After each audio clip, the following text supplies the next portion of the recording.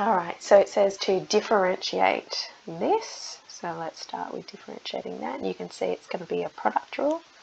So differentiate the first times the second, plus differentiate the second times the first. So you can see we're going to get, if I factorise, we're going to get this. Now, because we know when I differentiate that, I get that, then if I go backwards, it's an integral. So that's really saying if I integrate this, and I'll break it into two, so minus x e to the minus x. So I won't bother doing that. But if I integrate that with respect to x, then I should get back to x e to the minus x plus c, of course. Right, that's what happens. So if I'm interested in the integral of just this part, we could break this into two. So we can say that's e to the x, or minus x dx, minus the integral of x e to the minus x dx will give us x e to the minus x plus c. Now, I'm actually interested in 0 to n. So if I put this kind of on the right hand side, but I'm going to write it on the left. So if I want 0 to n of that integral, just try and, so I've kind of put that on that side, so this will stay on this side, but it's now 0 to n e to the minus x dx.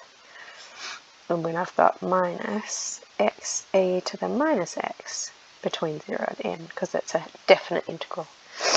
Alright, so, and we know that, remember, if I let u equal to minus x, then du equals negative dx.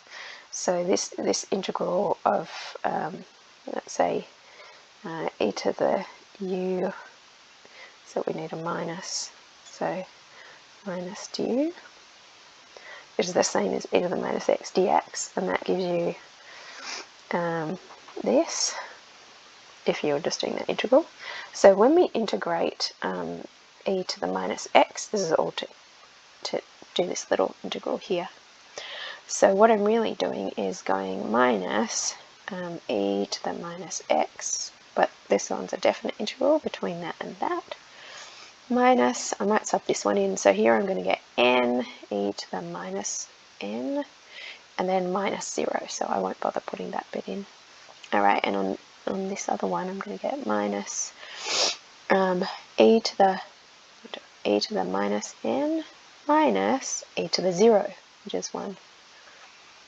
Alright, so putting that all together, I'm going to do this bit first, so minus minus 1 is 1. Alright, and then I'm going to put minus e to the minus n and minus n e to the minus n. So we've got 1 minus e to the minus n, let's factorise by that, so 1 plus n. Alright, now, that's what we wanted to do. That was only the first part, hence find. Alright, so knowing that that is equal to, I'm just going to write it here because I'm going to run out of room, minus n, 1 plus, my n's are funny, 1 plus n.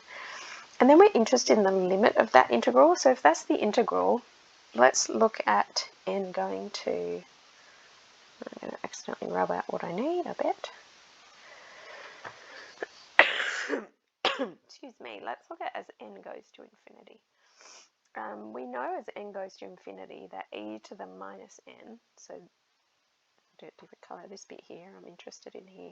We know that's 1 on e to the n. And what happens to that as n gets bigger and bigger and bigger? That bottom, this part gets bigger and bigger and bigger, so this is going to go towards 0. So if that part goes towards 0, 0 times a bracket is 0, then the integral, which is this, the integral, is going to clearly go towards 1.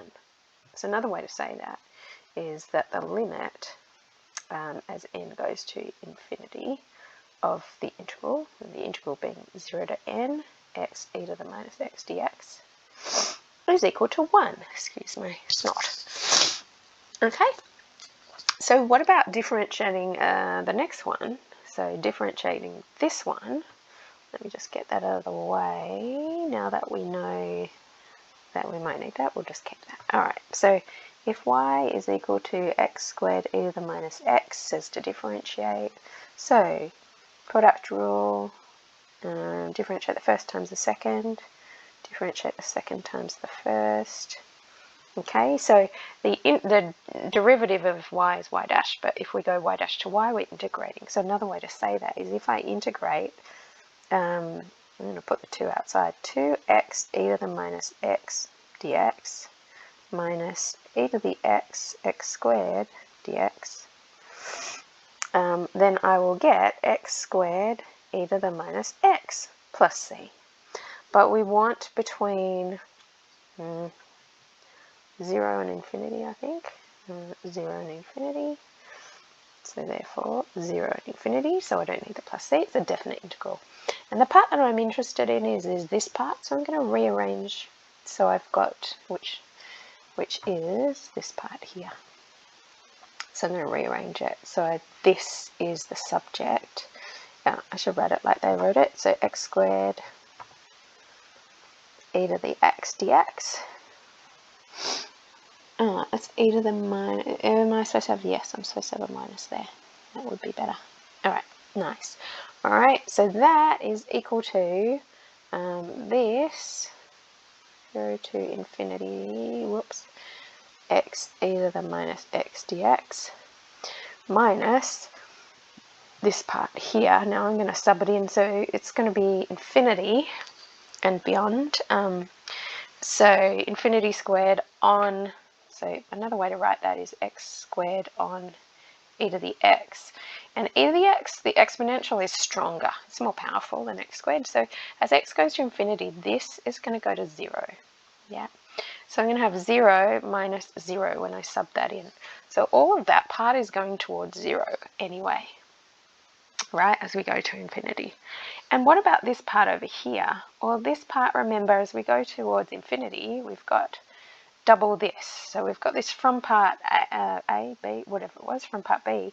That is going towards 1, but we're doubling it. It's 2 times 1. So we're going towards 2 here. Hence find the integral from 0. Yep, so the integral would equal 2.